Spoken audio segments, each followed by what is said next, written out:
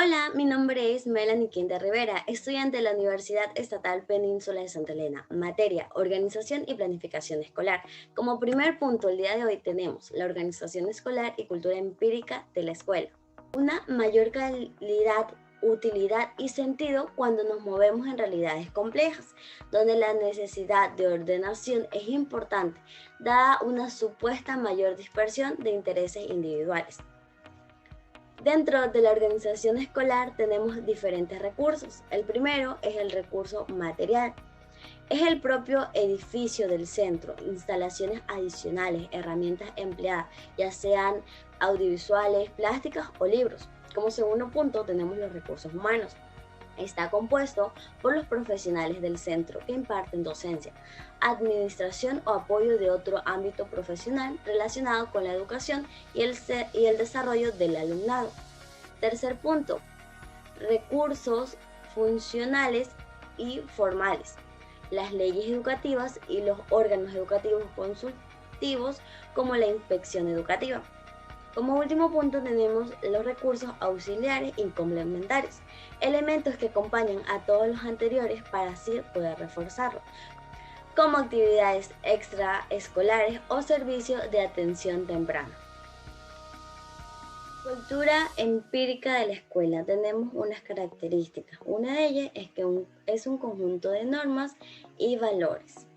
La escuela inclusiva es el reto porque pretenden desarrollar una educación integral y con calidad. Las prácticas inclusivas están condicionadas por la cultura escolar. Esta está determinada por las percepciones y las asunciones, creencias, valores, pautas de conducta y las relaciones que caracterizan a una determinada escuela. Como siguiente punto tenemos la escuela como hecho cultural y la escuela como una realidad empírica. La escuela como un hecho cultural. Dentro de mi proceso escolar en la unidad educativa Santa Teresita, mi año de formación 2015-2016, se desarrollaban clases como música, teatro y circuitos electrónicos, donde preparaban a los jóvenes para actividades de la vida cotidiana, en virtud del optimismo y la convicción positiva de los alumnos, con fines de fortalecer el trabajo en equipo, teniendo como supremacía el avance en el quehacer educativo para así lograr una eficiencia en la formación integral de la juventud, impulsando el avance y desarrollo de la innovación curricular dentro del ciclo diversificado. Los nuevos bachilleres graduados en ciencias de la educación recibían clases de anatomía, física, química y biología. Esto les servía para potenciar sus habilidades a desarrollarse en las necesidades de su entorno. La institución tiene el carisma de adorar, reparar y servir.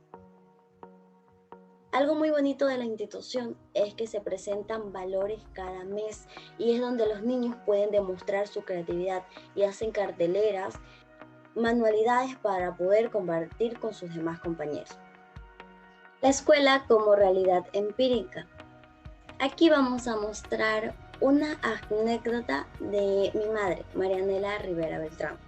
En los años de 1996, ella cursaba el cuarto año en el Colegio Nacional Técnico Muy, perteneciente a la parroquia José Luis Tamayo. En ese entonces había que escoger por especialidad. Se ofertaba la especialidad de secretariado. Esta carrera solo la escogían las señoritas que utilizaba una máquina de escribir, que eran técnicas de poder escribir en un ordenador o en una máquina. Se tenía que tener una postura corporal y poder teclear con rapidez. También debían de aprenderse de memoria y tener una buena ortografía. Para los exámenes se tapaban las teclas con una franela en la que no se podía ver el teclado. Esto les causaba pánico, ya que tenían que escribir correctamente lo que la profesora les iba dictando. También se impartía la asignatura de taquimecanografía. Se debía aprender a escribir con ganchos. Era algo impresionante al momento de dar lectura al texto. Otra de la especialidad fue la comercialización. En esta carrera participaban los estudiantes hábiles para el dibujo, ya que se debía realizar propagandas impulsando el producto a vender. Se llamaba mercadotecnia. Y la tercera carrera era comercio y administración, con especialidad de contabilidad. Aquí los jóvenes estaban entusiasmados porque al finalizar el curso podían llegar a obtener un trabajo dentro de un banco.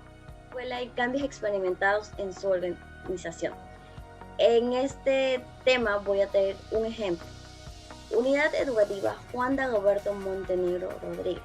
El profesor Adalberto Montenegro Panchana en el año de 1970 fundó el colegio Juan Dagoberto Montenegro Rodríguez junto a la señora Ana Lidia Parrales de Montenegro y con la colaboración de su cuñado, el licenciado Eduardo Parrales Torres, cristalizaron esta maravillosa idea en el Cantón Salinas, sector que actualmente pertenece al Cantón La Libertad. Para toda la península y, por qué no decirlo, para el país entero. Una época marcada por el desarrollo creativo, emocional y social.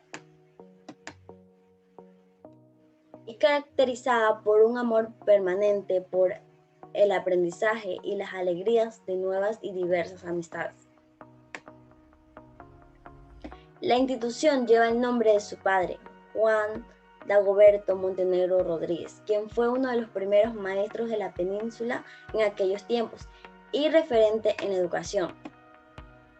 Esta institución proporciona a los estudiantes excelentes programas académicos y un entorno enriquecedor, con estrechas relaciones entre estudiantes y maestros. La unidad educativa prepara a los estudiantes al éxito tanto personal como académico. Algo importante es que ellos forman integralmente a los individuos con una mentalidad crítica e inclusiva, basándose en la educación en valores, cimentada en fundamentos pedagógicos y tecnológicos que se encuentran enmarcadas en el principio del buen vivir y con sentido de la solidaridad, dirigido por un equipo de trabajo en constante actualización, comprometidos en el bienestar de la sociedad y de su convivencia armónica.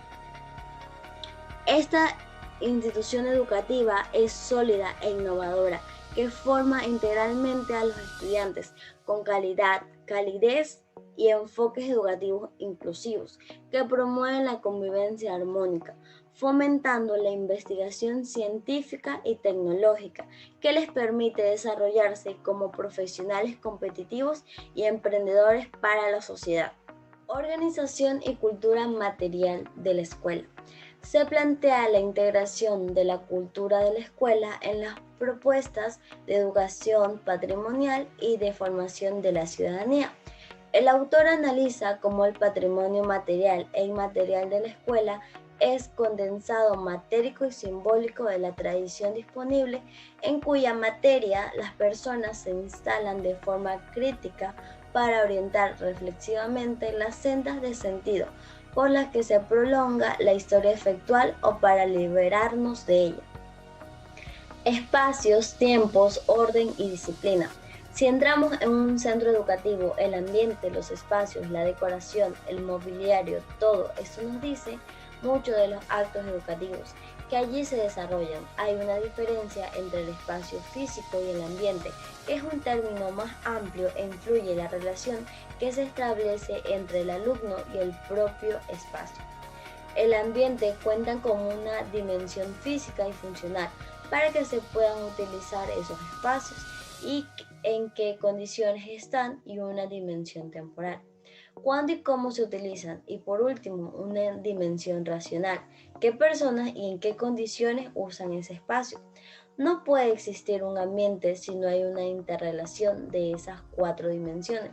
Los espacios y en especial el ambiente son un instrumento fundamental para que se construya el aprendizaje. Los principales espacios que participan en la educación son el aula, los rincones, talleres y el patio. Se entiende por disciplina escolar que los alumnos deben de seguir un código de conducta conocido por lo general como un reglamento escolar. Este reglamento, por ejemplo, define exactamente lo que se espera que sea el modelo de comportamiento, desde el uniforme, el cumplimiento de centros de estudio. Dicho reglamento contempla además una normatividad respecto al tipo de sanción que se debe seguir en el caso en el que el estudiante incurra en la violación de la norma. En dicho caso, es posible que algunos centros pongan más el énfasis en la sanción que en la norma misma. Como siguiente punto tenemos los agentes y programa curricular. Aquí tenemos 4 características o 4 puntos que son importantes. El primero de ellos son los coordinadores, que cumplen una función de servicio técnico administrativo que ayuda al desarrollo del proceso curricular, por lo que sus acciones comprenden el mejoramiento de todas las fases y elementos del proceso educacional, revisión del currículo, organización de planes y programas. También los procedimientos metodológicos, procedimientos administrativos y variables que condicionan y afectan el proceso. Como segundo punto tenemos la dirección. Es uno de los elementos esenciales de la administración curricular y por lo tanto los procesos funcionales son múltiples. Las competencias más relevantes es el director, de acuerdo a sus roles son promotor del cambio, investigador, organizador, también administrador educativo y orientador. Como siguiente punto tenemos los facilitadores, que son los agentes ejecutores e instrumentadores del diseño curricular y responsables de una variedad de funciones, tomando en cuenta las necesidades y características de los estudiantes. Deben de estructurar planes que les permitan organizar los contenidos curriculares, dejando de ser el simple transmisor de conocimiento, convirtiéndose en el integrador activo en la formación integral de la personalidad. Los roles que desempeñan los estudiantes como agentes del currículo están orientados a ser los iniciadores, productores, transformadores y evaluadores del proceso desde sus inicios, participando activamente en la solución de problemas, enriqueciendo las acciones curriculares de acuerdo al desarrollo y proceso académico, que pueda asegurar el éxito y mejorar el currículo en toda su extensión. Como siguiente punto tenemos el programa curricular. Es un proceso de prevención, selección, organización de las capacidades, conocimientos y actitudes, acompañadas de indicadores de logro, estrategias metodológicas y otros elementos que buscan garantizar un trabajo sistemático en el aula para generar experiencias de aprendizaje y enseñanza. La organización por unidades didácticas permite a los estudiantes tener reiteradas oportunidades para desarrollar y profundizar los propósitos de aprendizaje previstas para el año. Consideran sus necesidades de aprendizaje detectadas durante la unidad anterior a fin de retomarlas en las unidades siguientes. Los contextos sociofamiliares. Es innegable la importancia que tiene la familia para el niño y la niña, especialmente para su desarrollo social, ya que ésta presenta el primer escenario esencial de la socialización. El sistema familiar provee un espacio psicosocial en el que los niños y niñas obtienen los elementos distintos de la cultura y las normas sociales que permiten su integración en la sociedad. La calidad de la relación familiar influye de una manera significativa en el desarrollo de la dimensión social. Los estudios de psicología reconocen la familia como un factor determinante en los procesos de socialización de la primera infancia. Las características psicosociales e institucionales de la familia y las relaciones interpersonales que se establecen entre los integrantes de la familia, que involucra aspectos de desarrollo, de comunicación, interacción y crecimiento personal, tienen una influencia directa en el desarrollo social de cada uno de los niños. Los padres se convierten en guías que apoyan la realización de la actividad y van retirándose a medida que el conocimiento se construye y se interioriza.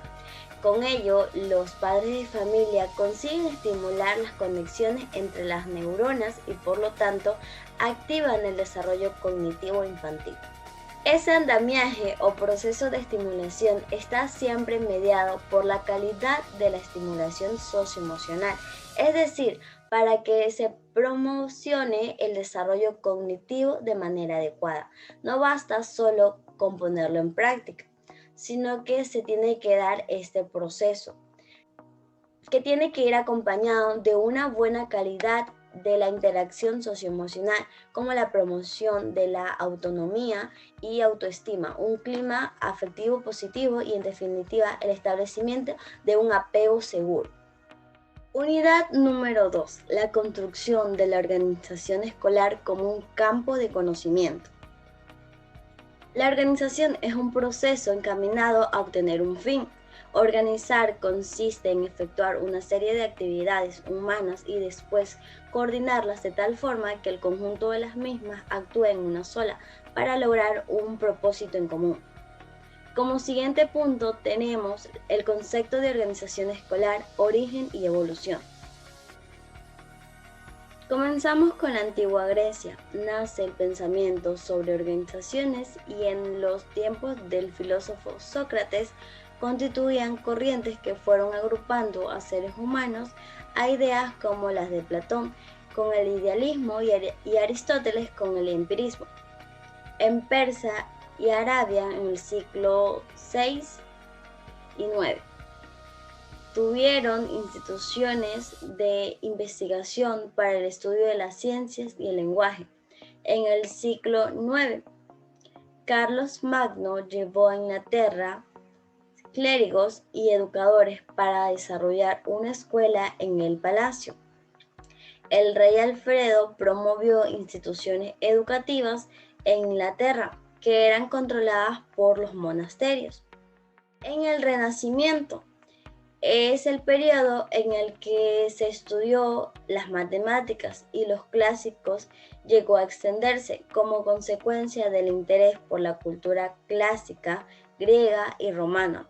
Los temas que desarrollaron era historia, geografía, la música y la formación física. Siglo XX. La educación progresista era un sistema de enseñanza basado en las necesidades y en las potencialidades del niño. Expansión de los sistemas educativos. La educación primaria y básica obligatoria es hoy prácticamente universal. Las ideas pedagógicas abogan en ese momento crucial de la historia del ser humano como un ente social por la separación en lo que respecta a la formación intelectual y el desarrollo de las habilidades y las capacidades. Constituye un movimiento reformador de la pedagogía, enfoque de educación con carácter activo. ¿Qué son las organizaciones educativas? Hace referencia al orden que impera en una institución para desarrollar sus programas. Buscan la calidad de enseñanza-aprendizaje, centrándose en la organización y gestión de los centros educativos. El estudio de organizaciones educativas exige la delimitación de los aspectos relevantes que la configuran, la complejidad del hecho educativo y organizativo y la delimitación de las capacidades humanas. Así la aconsejan, sabiendo que el proceso de caracterización no se enfrenta a la reducción de propios de cualquier visión parcial. ¿Qué funciones tienen? Las funciones que el sistema educativo ha de cumplir se refieren esencialmente a la transmisión de la cultura y a la adaptación visual. De modo específico, Pearson señala dos funciones básicas: socialización y selección, además de considerar componentes sociales bien definidos de compromiso con valores comunes de la sociedad y desempeña un rol especializado. Sin embargo, no son las únicas asignaciones. Así hay quienes denuncian el sistema escolar como un sistema de adoctrinamiento y otras que lo ven como un sistema de control. Las funciones que da una nueva manera específica se asignan a los centros educativos se puede identificar claramente con las finalidades individuales, el desarrollo de la persona y la conformación de una escuela de valores y social. Identifica a una unidad educativa. En el siguiente punto tenemos las bases teóricas para el análisis de las organizaciones escolares. Tienen fines, objetivos y propósitos que orientan la actividad. Son grupos de personas con relaciones interpersonales ordenadas. Realización de funciones que tienden a unos fines determinados. Búsqueda de procedimientos que facilitan su eficacia y racionalidad. Entiende el proyecto pedagógico del plantel como parte del proceso de la descentralización, al transferirse a la región, a la comunidad y al docente en particular la responsabilidad de generar la educación y dar respuestas particulares a los problemas de tipo pedagógico, funcionales, estructurales que deben de ser resueltos, como la participación de todos los protagonistas del proceso educativo, que aquí entran los docentes, alumnos, directivos y la comunidad. En esencia, este proyecto busca encauzar a las instituciones educativas hacia una gestión pedagógica eficaz en la que se tome en cuenta la formación profesional de los docentes, el trabajo en equipo y la evaluación permanente de los resultados de la educación, lo que permitiría ir haciendo los correctivos que se consideran necesarios a fin de hacerla más eficaz y de impartir la calidad educativa. La metáfora como herramienta para comprender la complejidad de las organizaciones escolares. Según Morgan, en 1998, en su libro Imágenes de la organización, utiliza la metáfora para ver y comprender a las organizaciones de un modo distinto. Por ejemplo, él presenta las siguientes metáforas sobre la organización: máquina, organismo, cerebro, cultura, sistemas políticos, cárceles psíquicas, cambio y transformación e instrumentos de denominación. En la escuela pública convencional estudiada, las metáforas usadas se refieren a los lazos familiares y afectivos. Somos una familia, es como nuestra casa, es el segundo hogar. Los profesores son nuestros padres. Otro ejemplo es la construcción colectiva y unidad. Seguir un camino, caminar juntos, no nos caemos y nos volvemos a levantar, poner el hombro y ser parte de un granaje. Y por último tenemos la exigencia. Nos experimentan hasta lo máximo. Hacemos un trabajo de hormiga. Estos son unos ejemplos de metáfora. La metáfora se observaba como un artilugio de lenguaje propio de los poetas. Sin embargo, a partir de los años 70, según apunta Nuvillo 2000, se incrementa el interés por el estudio de las metáforas y se pone en evidencia el carácter de esta figura de lenguaje. En efecto, el espectro de las metáforas se ha ampliado, ya no solo son del interés de la lingüística, sino que también de la psicología social. Investigación cualitativa. Ven a la metáfora como una poderosa herramienta para la comprensión de la naturaleza humana en sus acciones individuales y colectivas. La organización escolar como área de investigación y conocimiento. Teorías clásicas de la organización y otros paradigmas. Wun Hu se basa en tres principios básicos: el espíritu de la ardilla, el estilo del castor y el don del ganso. Cada uno de estos principios se complementan entre sí, por lo cual cualquier organización que aplique el Wun Hu puede conducir al éxito organizacional. Como primer punto tenemos el espíritu de la ardilla, que es el trabajo que vale. Mediante esta fase se descubre por qué su trabajo es importante. Se requiere el desarrollo de metas compartidas y el entendimiento de estas, y el énfasis en los valores guían lo que hacen, ellas sean planes o tomas de decisiones. El estilo del castor. Este método propone un terreno de juego que tiene marcado el territorio con claridad. Sugiere que los pensamientos, sentimientos, necesidades y sueños se respeten, se escuchen y se actúa al respecto. Las organizaciones actuales están tratando de distribuir y compartir el poder a todos sus miembros mediante el empowerment. ¿Qué quiere decir? Potenciación o empoderamiento, y se basa en capacitar para delegar poder y autoridad a las personas y conferirlas de que son dueños de su propio trabajo, olvidando las estructuras piramidales, impersonales y donde la toma de decisiones se hacía solo en los altos niveles de la organización. Y como último punto, el don del ganso. Estimula el trabajo bien hecho, en donde hace la recomendación de realizar felicitaciones que sean verdaderas, oportunas, auténticas en respuesta a algo concreto, incondicional. Felicitar el proceso e incentivar a las personas.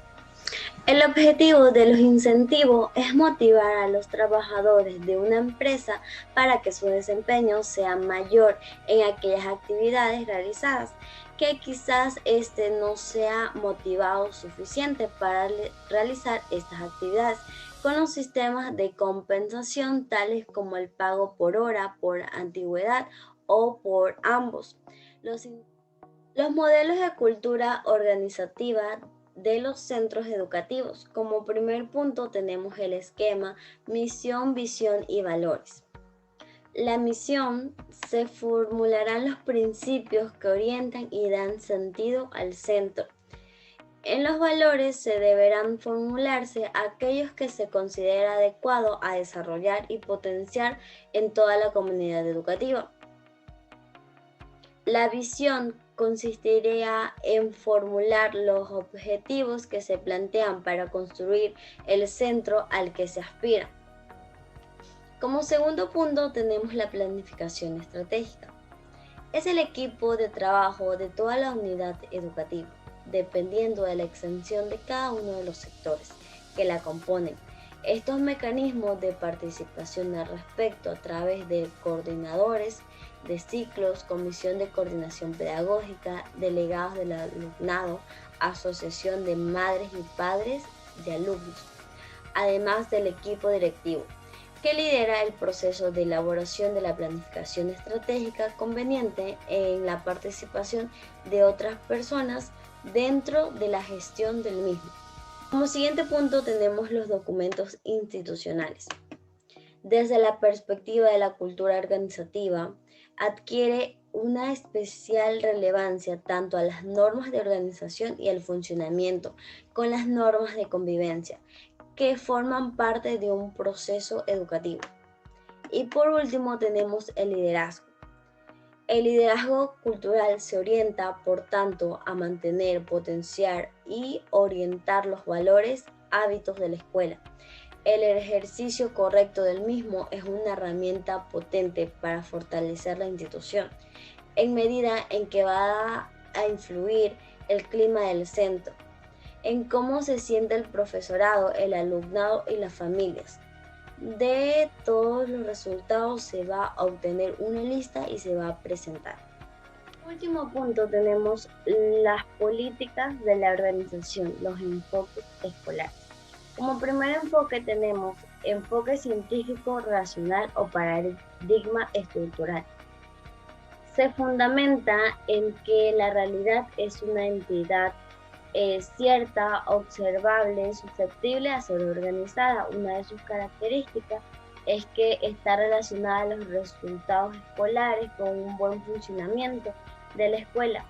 Se establecen metas claras, se propone conseguir los mejores objetivos posibles. Su centro es la eficacia para así poder llegar a conseguir sus logros. Como segundo enfoque tenemos sociocientífico o paradigma político. Tiene una perspectiva centrada en una lectura política de las organizaciones educativas. Se presenta de una manera de alianzas o pactos. Una de las características es que siempre busca un cambio o una transformación de las escuelas, procura el establecimiento de metas. Desea de proponer el relieve de las contradicciones de la institución. Como último enfoque tenemos el enfoque interpretativo simbólico o un paradigma cultural. Se centra su atención en el mundo de los significados. Tiene una ubicación de la organización como generadora de una cultura propia. aportan nuevas metodologías, ha reparado el liderazgo de planificación, la toma de decisiones, la evaluación, entre otros. Bueno, ya hemos revisado la unidad temática número 1 y la unidad temática número 2. Espero que la información haya sido de su agrado. Muchas gracias.